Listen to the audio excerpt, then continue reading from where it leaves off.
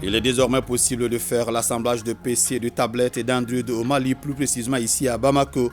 L'usine d'assemblage en question est située à Niarela, une réalisation de la société Daneutala Électronique. C'est le chef du gouvernement qui a inauguré aujourd'hui l'infrastructure. Clap de fin de la biennale artistique et culturelle. C'était hier au stade Barima Bokoum de Mopti. Ce soir, nous ouvrons une fenêtre sur l'aspect sécuritaire avant, pendant et après cette biennale de Mopti. Au centre de cette question sécuritaire, l'opération Doukoulakana. Merci de rester fidèle au programme de votre télévision nationale. Bonsoir et bienvenue dans ce journal. Il est désormais possible de faire l'assemblage de PC, de tablettes et d'Android au Mali, plus précisément ici à Bamako. L'usine d'assemblage en question est située, je vous l'annonçais tout à l'heure, à Niarela, une réalisation de la société Daneutala Électronique. C'est le chef du gouvernement qui a inauguré ce matin l'infrastructure. La société Daneutala Électronique est le fruit du partenariat entre un opérateur économique malien et un investisseur français. Alucine Touré. Située dans le quartier Niarela, en commune 2 du district de Bamako, l'usine d'assemblage Daneutala Electronics est une initiative conjointe d'un jeune opérateur économique malien, Modibo Talla, et son associé français, Renaud Amiel. La société de droit malien s'est engagée auprès du Premier ministre à installer une ligne d'assemblage d'ordinateurs portables, de tablettes et de smartphones à Bamako. De créer un réseau national de 1000 réparateurs d'appareils électroniques, de former d'autres jeunes dans les domaines de l'électronique afin de résorber une grande partie du lot de chômeurs. Et cette ligne, comme il a été souligné tout à l'heure, est la première au Mali, mais c'est aussi la première dans la sous-région et une des premières en Afrique. Et je rappelle qu'il n'y en a pas en Europe. Alors le projet a été mené relativement rapidement, en 18 mois, mais le chemin a été semé d'embûches, a été relativement difficile dans un contexte économique assez tendu. Et c'est en cela, Monsieur le Premier ministre, que votre accueil, l'accueil favorable et la disponibilité de vos équipes ont été déterminants pour le succès, pour la réussite de ce projet en 18 mois. En juin 2022, nous avions pris un certain nombre d'engagements devant vous. Les engagements étaient de 3 types. Premier engagement, donc, de mettre en place une usine de PC, tablettes et smartphones, celle que nous allons visiter tout à l'heure. Donc nous allons visiter une première ligne. Dans notre plan, il y a 3 lignes, dans un bâtiment plus grand qui sera installé à Diala-Korobougou. Et pour l'instant, donc, nous avons installé une ligne de 18 mètres.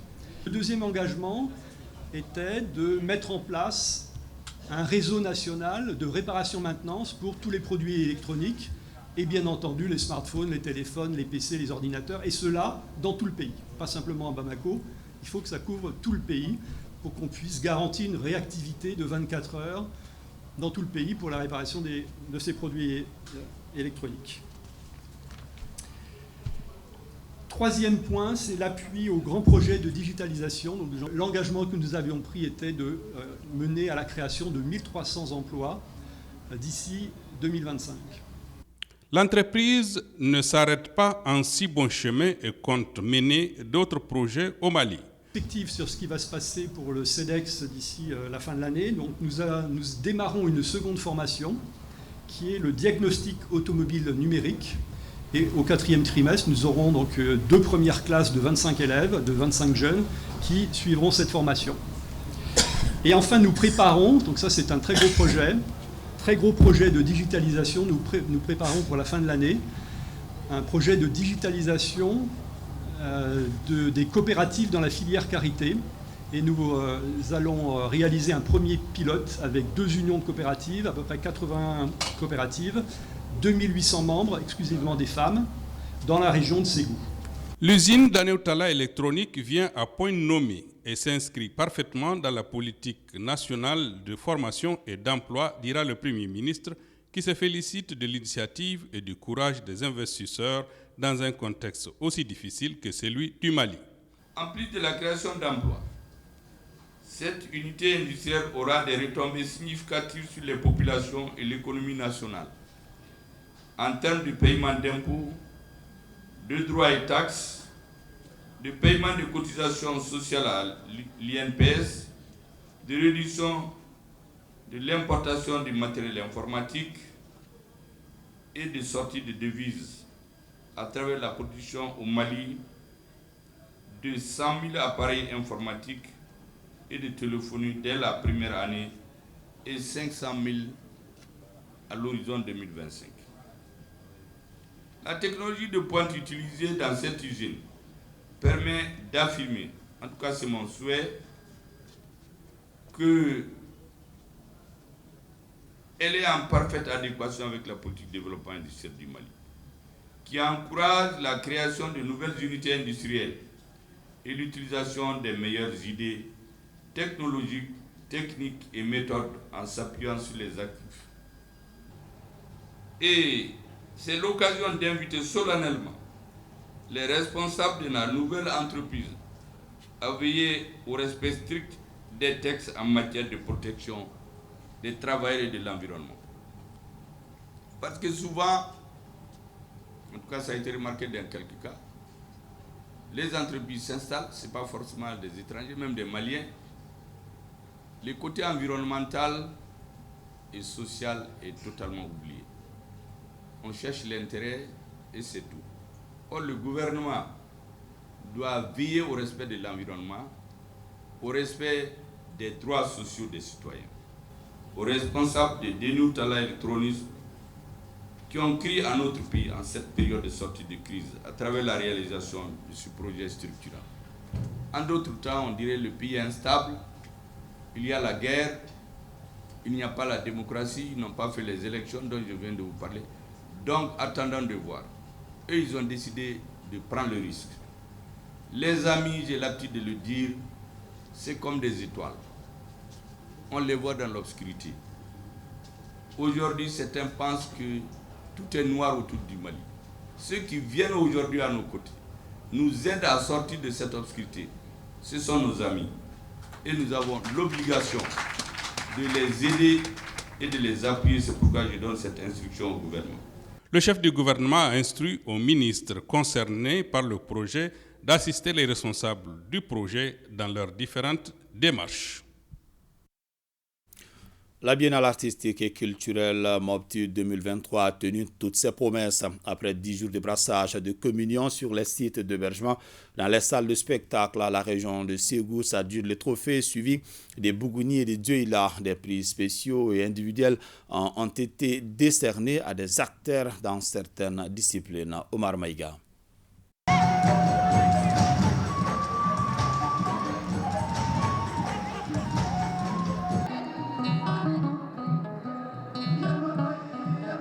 Dix jours et 10 nuits durant, les troupes théâtrales des 19 régions administratives du Mali et du district de Bamako ont fait montre d'un savoir et d'un savoir-faire. Toutes choses qui ont émerveillé les publics de la salle Soribamba et le centre Alliance franco-malienne de Mopti. Ainsi, en haut du podium, les troupes de Ségou, Bougouni et Dioïla, 2e et 3e. Elles reçoivent leurs trophées et attestations des mains du Premier ministre, chef du gouvernement, du ministre de l'Artisanat, de la Culture, de l'Industrie hôtelière et du Tourisme et du gouverneur de la région de Mopti. Plusieurs prix individuels et spéciaux ont été décernés à des acteurs et dans certaines disciplines. Âgé de 13 mois, le prix du plus jeune participant revient à Moussa Meiga Dessan. Celui du plus âgé à Walet Mohamed Walet Finda, dit Tabougat, de Menaka, violoniste de 72 ans. Au rang des meilleures danseuses, meilleurs danseurs du ballet, on retrouve Françoise Dambélé de Ségou, Ali Mina Ould Mohamed Taher de Taoudini. Meilleure actrice, meilleur acteur, Adi Traoré de Sikasso, Wali Diabati de Kita. Meilleur instrumentaliste, ensemble instrumental traditionnel, Madou Traoré de Kaye. Meilleure chanteuse et chanteur d'orchestre, Rokia Sissogo de Nara, Mamadou Sangaré du district de Bamako. Meilleur orchestre régional, l'orchestre de Kidal. Meilleur instrumentaliste par catégorie percussion, vent et cordes, Mopti, Taoudeni et Douanza. Meilleure danseuse et danseur traditionnel, Moukoultoum Traoré de Tombouctou, Moussa Guindo de Banyangara. Meilleure percussion ballet, Koniba Kone de Mopti. Le prix Fair Play du jury revient à la troupe de Nyoro du Sahel. Signalons par ailleurs que l'ensemble des prix de la Biennale artistique et culturelle Mopti 2023 a été pris en charge par le président de la transition, le colonel Assimi Goïta, qui concrétise ainsi, à travers la tenue de la Biennale artistique et culturelle, une recommandation forte des assises nationales. En soutien aux efforts du président, le Premier ministre a offert une somme de 20 millions de francs CFA aux délégations régionales, à raison de 1 million par région. La Biennale Mopti 2023 a vécu vivement Tombouctou 2025, à qui les fanions a été remis. La cérémonie de clôture de la Biennale a été marquée par une série de discours du porte-parole des gouverneurs des régions au ministre de la Culture en passant par le chef de gouvernement. Tous les intervenants ont salué la bonne décision du président de la transition de prendre à bras-le-corps la reprise de la Biennale artistique et culturelle. Retour sur les différents discours de la cérémonie de clôture dans ce reportage signé Idrissa Traoré, Suleiman Tebsouké et Mamari Kone. Les Maliens ont recommandé son retour lors des Assises nationales de la Refondation. Quelques mois après la Biennale artistique et culturelle fait son grand retour au grand bonheur des Maliens. Cette relance est obtenue grâce à la clairvoyance du président de la transition, le colonel Assimi Goïta, et saluée par les gouverneurs de région. Voudriez-vous transmettre au président de la transition, chef de l'État, le colonel Assimi Goïta, notre sentiment de devoir accompli, d'objectifs atteints au nom des populations des 20 régions qui ressentent pleinement l'honneur et la gloire dont nous auréolent sans cesse nos plus hautes autorités. C'est la vision éclairée et l'ambition du président de la transition de bâtir le Malikoura sur le socle de la culture qui ont permis, soutient le ministre en charge de la culture, la reprise de la Biennale malgré un contexte difficile. Jeunes du Mali, pendant 10 jours et 10 nuits, dans la communion totale, vous avez brigué votre attachement à la nation malienne, à son unité dans la diversité, mais aussi votre engagement à sacrifier à un même destin. La Biennale est de retour pour rassembler tous les Maliens. À ce titre, elle est irremplaçable avec son contenu selon le ministre Guino. L'édition 2023 de la Biennale artistique et culturelle aura été exceptionnelle tant du point de vue organisationnel que par l'expression des talents artistiques. Cette biennale a été démentie du scepticisme, mais aussi des clichés spécieusement montés dans le dessin bien formé de galvauder l'image de notre pays. Par la grâce d'Allah, notre satisfaction est grande. Le succès est allé au-delà des espérances. Satisfaction pour la forte mobilisation des acteurs, plus particulièrement les populations de la ville de Mopti et les artistes, qui ont ainsi démontré leur attachement à la culture malienne.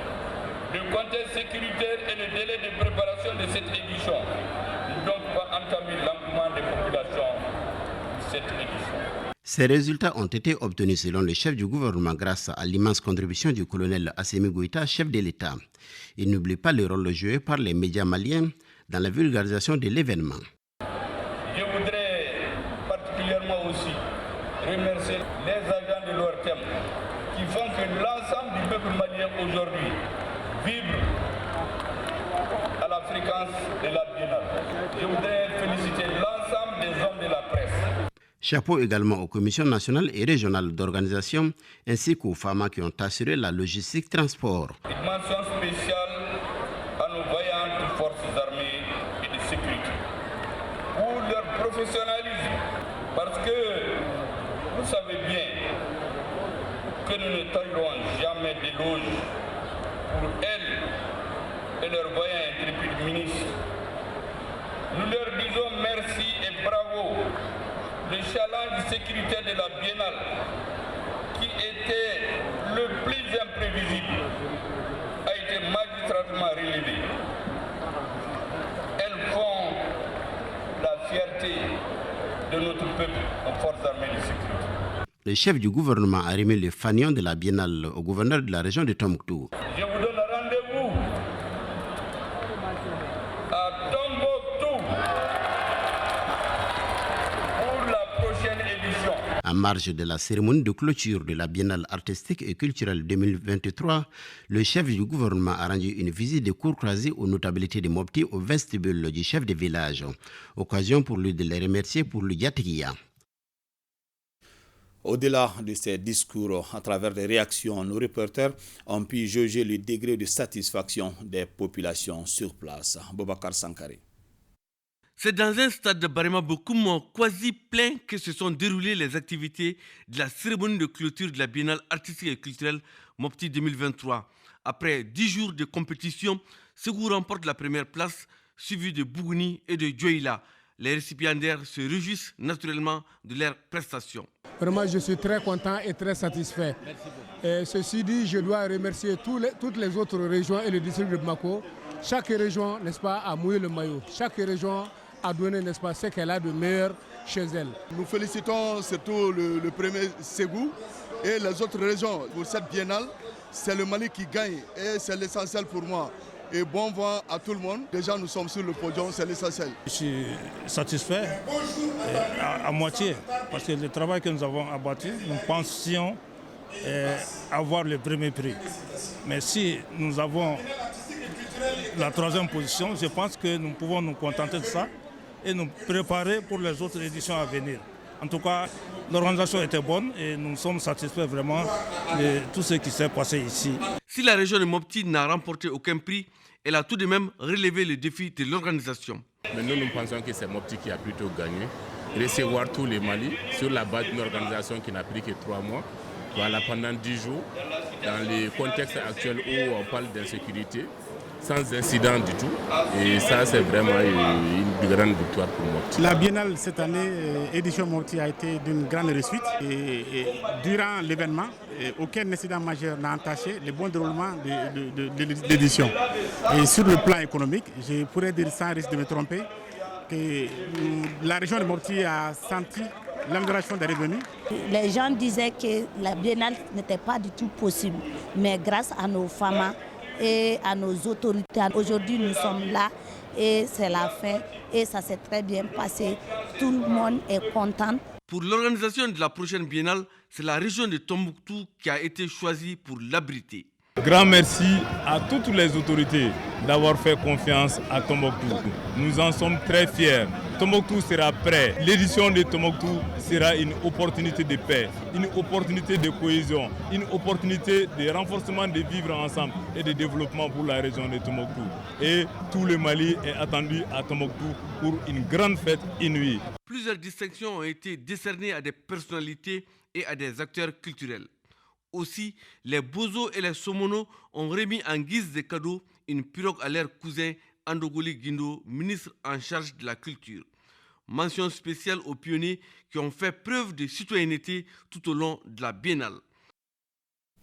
La Biennale artistique et culturelle Mopti 2023 a permis au public de découvrir des talents. Nous vous présenterons demain 2 artistes dont l'écart d'âge est considérable. Il s'agit de Finda Wallet Mohamed de Menaka, violoniste, et Bourama Traoré de Kaï. Il est batteur de Tam Tam et il n'a que 3 ans. Donc, ce regard croisé sur 2 artistes au parcours exceptionnel avec Awaditma Kamara dans nos prochaines éditions. La tenue de la Biennale artistique et culturelle 2023 est saluée à plus d'un titre. Les 10 jours de festivités se sont déroulés sans incident sécuritaire. Pour arriver à ce résultat, les forces armées maliennes ont activé l'opération Dougoula Kana. Cette opération de grande envergure a permis de relever le défi sécuritaire de la Biennale. L'aspect sécuritaire de la Biennale avec Tamsir Diabaté et Issa Konaté. La Biennale Mopti 2023, entre le doute et le scepticisme, c'est l'optimisme qui a enfin pris le dessus. Cela grâce au dispositif sécuritaire mûri et réfléchi par les forces armées maliennes, avant, pendant et même après la Biennale. Oui, c'est la nouvelle donne dans la Venise malienne pour relever les défis que sont la paix et la sécurité. Justement, pour faire face aux défis sécuritaires, une stratégie militaire a été planifiée. Cela s'appelle l'opération Dougoula Kana. Dans ce frago, alors nous avons quand même mobilisé les forces de défense et de sécurité. Il s'agit de l'armée de terre, l'armée de l'air, la gendarmerie nationale, la garde nationale, la protection civile et la police nationale. Nous avons quand même fait un déploiement impressionnant. Voilà. Aucun détail n'a été négligé, conformément aux directives données par les chefs d'état-major général des armées, à travers le commandant PCIAT, nuit et jour. Les unités statiques sont déployées. Ensuite, des unités mobiles pour des patrouilles, soit à l'intérieur ou dans les environs de la ville de Mopti et de Sévaré. Et cette opération se veut tactique et offensive.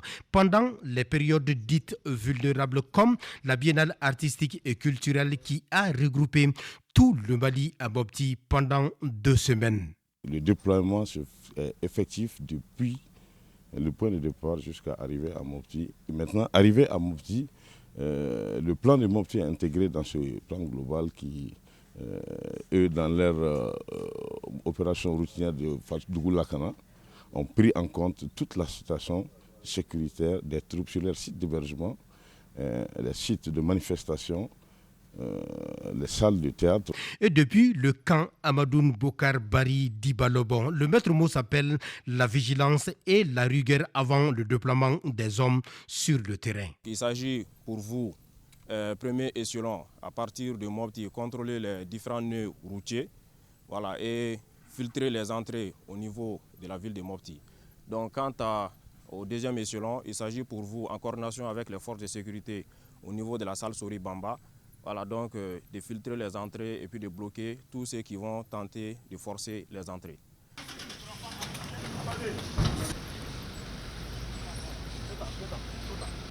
Lors de cette patrouille mixte, tous les véhicules sont fouillés et même ceux des autorités, comme pour dire que la confiance n'exclut pas le contrôle.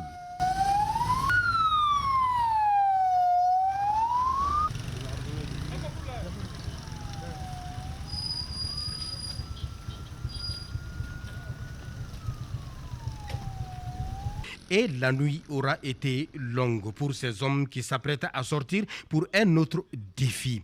Et cette fois-ci, c'est la cérémonie de clôture avec les plus hautes autorités. Un moment hautement sensible. Au regard de la dimension de l'événement, les forces de défense et de sécurité, avec un dispositif impressionnant, procèdent à une fouille et l'évacuation du personnel du stade Bareba Bokoum pour se rassurer davantage. Des brouilleurs sont installés dans le stade à quelques heures de la cérémonie de clôture.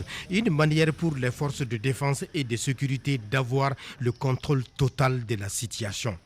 Ici, au stade Barema Bokoum, l'entrée est filtrée et rien n'est laissé au hasard. Au même moment, les drones et les hélicoptères de combat entrent dans la danse. Force est de signaler que la réussite de la Biennale Mopti 2023 est la confirmation de la montée en puissance des forces armées maliennes. Le fait que nous avons pu préparer et mettre en place cette opération, ensuite dérouler cette opération du début jusqu'à la fin sans qu'il y ait un seul incident, alors nous pouvons bel et bien dire que cela constitue une confirmation de la montée en puissance des FAMA. Les unités en mouvement ont quand même fait des interpellations, des personnes suspectes qui s'étaient infiltrées dans la ville, ont été interpellées et mis à la disposition de la gendarmerie. La tenue de la Biennale à Mopti rassure la population et donne de l'espoir que son armée est capable de relever les défis sécuritaires. Avant, les alentours, on ne pouvait pas s'hasarder à aller même à 1 kilomètre de Mopti. Mais maintenant, on peut aller seul et revenir. Et les gens avaient peur que la Biennale pouvait se tenir avec tant de monde. Mais on a vu que la ville a été sécurisée et les gens vaquaient librement leurs affaires. Les gens partaient assister aux manifestations à la salle Soribama sans inquiétude. Nous, on pensait qu'ici, c'est chaud, mais par exemple, on voit qu'il n'y a rien ici. C'est comme ailleurs. Il n'y a rien ici, en fait. La Biennale se passe très bien, à merveille, on a bien fait. Alhamdoulilah aussi, ça finira très bien aussi. Si la réussite de la Biennale Mopti 2023 est la confirmation de la montée en puissance des FAMA, le mérite revient donc aux autorités de la transition qui ont mis les bouchées doubles pour la relance de ce rendez-vous culturel. Et cette mauvaise nouvelle, 13 blessés, un mort et le bilan, c'est le bilan bien sûr de l'accident de la circulation survenu ce matin avec la délégation régionale de Sikasso de retour de la Biennale Mopti 2023. Un incident survenu à quelques kilomètres de la ville de Koutiala suite à une coalition entre deux cars. Aussitôt informé, les autorités de la région de Koutiala ont entrepris les mesures urgentes pour l'évacuation des blessés au centre de santé de référence de Koutiala. Ils ont reçu les premiers soins en présence du gouverneur de la région de Sikasso avant d'être transférés à l'hôpital de Sikasso. Le ministre du Travail, de la fonction publique et du dialogue social vers les services relevant de son département, Dr Fassoum Koulibaly, était ce matin dans les locaux de la direction de la fonction publique au Centre national des concours et la direction nationale du travail. Abdul Karim Kaba. Ce ministre est le nôtre parce qu'il est issu du secteur du travail. Votre réussite sera la nôtre. C'est pourquoi tout sera mis en œuvre pour vous accompagner. C'est en ces termes que les différentes directions relevant du ministère du Travail, de la fonction publique et du dialogue social ont accueilli le nouveau ministre. De la Direction nationale de la fonction publique au Centre national des concours de la fonction publique, en passant par la Direction nationale du travail, le chef du département, Dr Fassoum Koulibaly, a visité les locaux et s'est entretenu avec les personnels de ces directions. L'écoute sera la méthode du Dr Fassoum Koulibaly. C'est une méthode personnelle, c'est l'écoute. C'est d'abord, il faut écouter les personnels. Parce que quand vous travaillez avec les gens, si vous ne les écoutez pas, vous ne pouvez jamais tirer le meilleur d'eux-mêmes. Donc en écoutant les gens, en étant avec eux tous les jours, vous pouvez comprendre leurs difficultés et leurs problèmes. Et voilà, c'est des gens qui vont vous apporter le meilleur d'eux-mêmes. Nous avons mis en avant l'écoute. Pour la réussite de la mission, le ministre du Travail, de la fonction publique et du dialogue social prône la collégialité et la solidarité. Seul, on ne peut rien réussir. Seul, on ne peut rien faire. C'est ensemble que nous pouvons tout faire.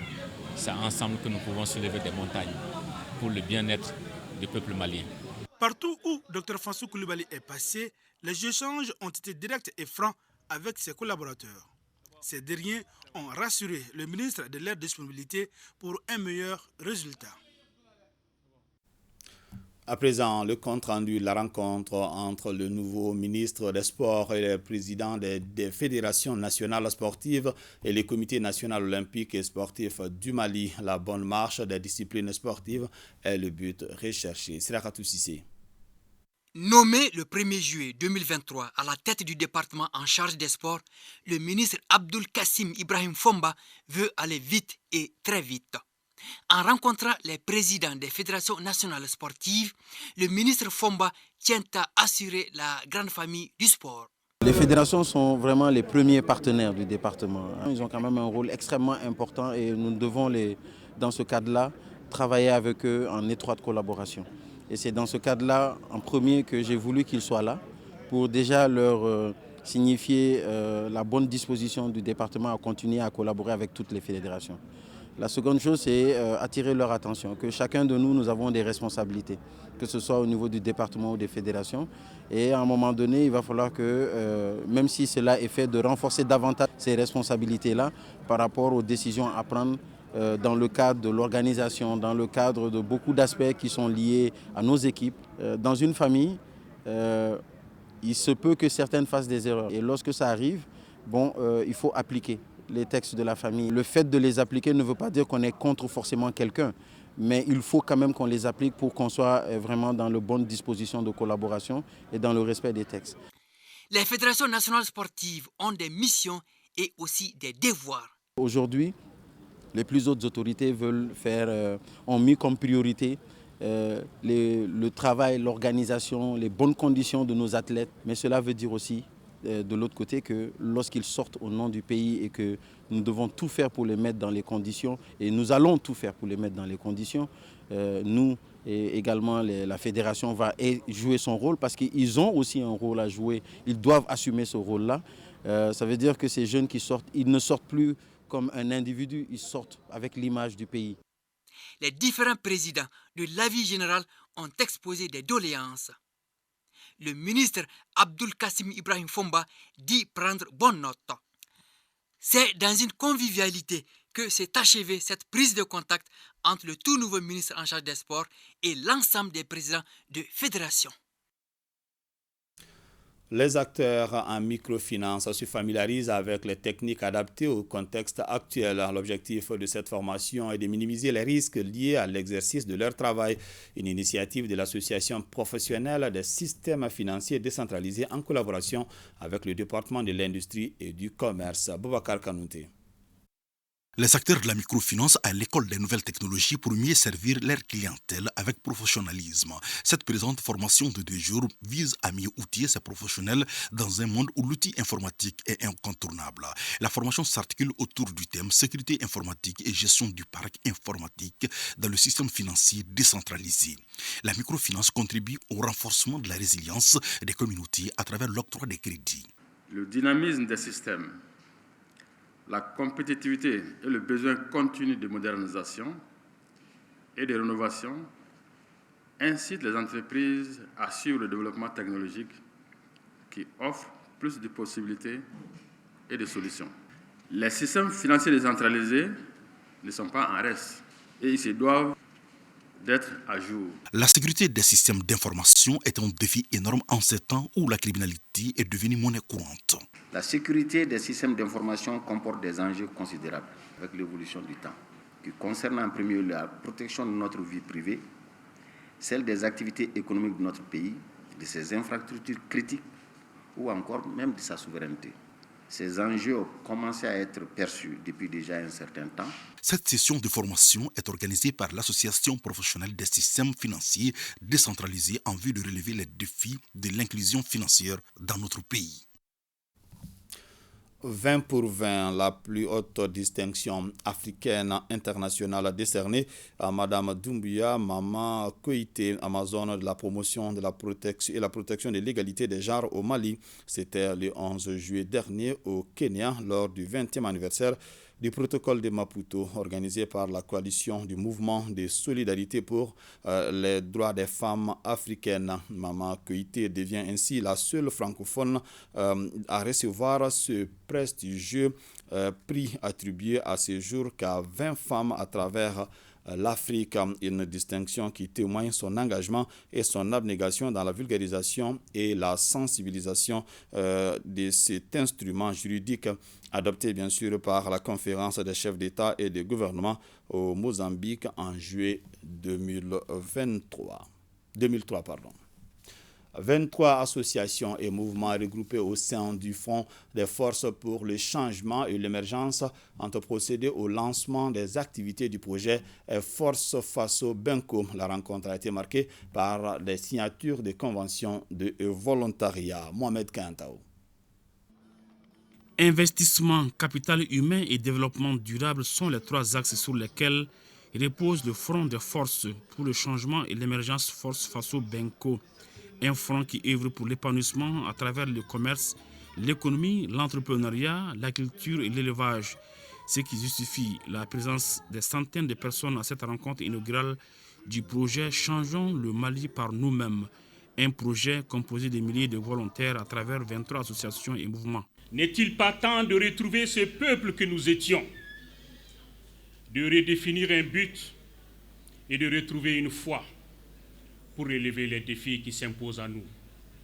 Se réjouissant de l'initiative, le maire de la commune 2 apprécie l'idée du projet qui, selon lui, constitue une feuille de route visant à recoudre le tissu social. Une quarantaine d'autres regroupements adhèrent à la vision de Faso Benko qui est de nature à créer des voies et moyens susceptibles de bâtir une nation forte, tout en mettant en place des opportunités visant à mieux développer les 4 piliers du projet, dont paix et sécurité et bonne gouvernance. Si les Maliens d'hier n'avaient pas pensé à cela, nous n'en serions pas là. Convaincus également que si d'autres Maliens d'hier n'avaient pas failli, nous n'en serions pas là. Également convaincus que les crises au Mali sont généralement des luttes entre des élites politiques intellectuelles pour accéder au pouvoir sinon accéder à la gestion des maigres ressources des agriculteurs de Sikasso, des éleveurs de Mopti, de la diaspora ou encore des commerçants de Gao et de Tondibi. Le clou de l'événement a été la signature des pétitions par les volontaires qui s'engagent ainsi dans la dynamique d'appuyer le projet pour le bonheur du peuple malien. Une vingtaine de témoignages ont permis de mieux détailler les activités du projet. La plateforme Une Seule Santé vient d'organiser une conférence de presse pour annoncer un concours de production médiatique sur l'approche Une Seule Santé et la prévention des zoonoses prioritaires au Mali. Souleymane Sidibé. En prélude au concours de production médiatique sur l'approche Une Seule Santé et la prévention des zoonoses prioritaires au Mali, les initiateurs ont jugé nécessaire de rencontrer les hommes des médias pour expliquer les critères de sélection, le contexte et le règlement intérieur de la compétition. Le concours va essentiellement porter sur des maladies zoonotiques, autrement dit, les maladies qui passent de l'animal à l'homme.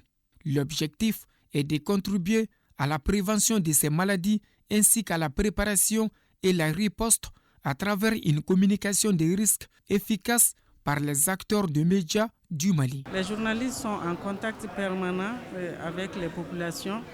Donc les amener à participer à un concours est une façon de renforcer leur compréhension, leur connaissance sur ces thématiques. Et quand ils auront la bonne information, ils peuvent la relayer auprès de la population. C'est pour vous faire comprendre que tout le monde peut contribuer à l'amélioration de la santé à son niveau. Et avec le concours de ces actions, nous pouvons atteindre les objectifs fixés par le ministère de la Santé. Donc la santé, c'est l'affaire de nous tous. Le concours qui sera lancé en août prochain est ouvert à tous les journalistes maliens intervenant dans le domaine de la santé. Au total, 8 journalistes seront récompensés à travers leurs articles et productions sur les zoonotiques au Mali. Lancement à Direi, dans la région de Tombouctou, d'un projet dénommé Action participative des communautés dans le cadre de la prévention de l'extrémisme violent, financé par le Fonds d'appui aux moteurs du changement FAMOC à travers le royaume du Danemark. Ce nouveau projet est mis en œuvre par l'ONG Nordev. Yéatandina. La prévention de l'extrémisme violent, la promotion du dialogue, la réconciliation intra- et intercommunautaire et le renforcement de la cohésion sociale sont au cœur d'un projet initié par l'ONG Nord et Développement. Ce projet d'un montant avoisinant les 90 millions de francs CFA couvre 9 communes des cercles de Direi et Gourmararousse dans la région de Tombouctou pour une durée d'une année. Et ce projet va permettre non seulement de renforcer les capacités des communautés dans le domaine de la prévention, la gestion des conflits et l'extrémisme violent, mais ça va aussi permettre de créer un cadre de rencontre intercommunautaire où les communautés auront l'occasion d'exposer les problèmes et aussi évoluer vers des solutions. Ce projet s'inscrit parfaitement dans la droite ligne des politiques de l'État malien en matière de bonne gouvernance, du renforcement de la cohésion sociale et de la participation à toutes les couches dans les instances de décision. Au cours de ce lancement, le contenu du projet a été largement expliqué. La mise en œuvre du plan d'action et l'adhésion des partenaires et acteurs fortement sollicités pour un impact dans la région. Et j'ai dit aux les jeunes et les femmes de se mobiliser, de s'organiser pour qu'on puisse bien se développer ce projet. Sur un coût de 85 761 000 francs CFA, ce fonds permettra d'exécuter un certain nombre d'activités. Financement d'activités socio-économiques. Les bénéficiaires directs du projet sont estimés à plus de 730 personnes et les bénéficiaires indirects estimés à 92 366 habitants. La rencontre a regroupé les représentants des communes d'intervention du projet ainsi que les autorités coutumières et religieuses. Lancement du projet Stop à l'extrémisme violent en 4e région. Ce projet, la GISAI, Jeune Chambre internationale Bamako Elite, vise à former les déplacés internes de Ségou sur l'identification des signes de radicalisation et au système d'alerte précoce. Amidou Diallo. Former les hommes et les femmes des camps des déplacés de Ségou sur la prévention de l'extrémisme violent et les systèmes d'alerte précoce, aussi les autonomiser, tels sont les objectifs de ce nouveau projet Stop à l'extrémisme violent. Un projet qui sera mis en œuvre par la JCI, Jeune Chambre Internationale Bamako Elite, en partenariat avec l'ONG Think Peace sur financement de l'ambassade du Royaume de Danemark. Ce projet a plusieurs phases. Le premier d'abord, c'est de pouvoir faire ce qu'on appelle la sensibilisation. Après la sensibilisation, une formation sera faite sur les systèmes d'identification de l'extrémisme violent. Le deuxième volet, c'est les mettre en face vraiment de la communauté qu'on appelle le Benkene, qu'on va initier tous les mois. Et la troisième, c'est de pouvoir les former sur des métiers et ensuite les outiller en termes d'infrastructures et de moyens et même de financement. Partenariat entre Think Peace et la Jeune Chambre Bamako Elite, nous pensons que sincèrement, nous pourrions unir nos forces pour lutter contre l'extrémisme violent. Ce projet permettra à ces victimes de conflits de participer aux actions citoyennes et de garantir leur indépendance. Ce projet va beaucoup aider nous les déplacés. Vraiment, ça nous permettra de mener nos activités génératrices de revenus. Stop à l'extrémisme violent. C'est une très bonne initiative et une initiative à saluer. Je remercie sincèrement la Jeune Chambre Internationale Élite et ses partenaires. On note que le projet Stop à l'extrémisme violent interviendra dans 6 sites des déplacés de la région de Ségou pendant 3 ans. En troisième région, 45 millions de francs CFA, c'est l'enveloppe déboursée par le PRAPS de Mali comme appui aux activités génératrices de revenus dans le domaine de l'aviculture, l'embauche de petits ruminants, la transformation des produits laitiers, entre autres. Moussokoro Sireme. Ils sont au total 180 bénéficiaires, dont 80% de femmes des cercles de Sikasso et de Kadjoulou, à recevoir chacun 250 000 francs CFA pour renforcer leur résilience, soit un montant global de 45 millions de francs CFA. Un coup d'accélérateur aux activités génératrices de revenus financées par le PRAPS de Mali. Ce financement a pour objectif de promouvoir l'autonomisation des femmes et des jeunes et qui sont dans l'activité. Le domaine d'intervention, c'est l'aviculture, c'est l'élevage des petits ruminants, c'est l'élevage des bovins, mais nous n'avons pas exclu aussi les autres activités générales de revenus. Cet appui va nous aider à fructifier nos activités et en découdre avec la dépendance financière, car nombreuses sont les femmes qui vivent au crochet de leur mari par manque de sources de revenus.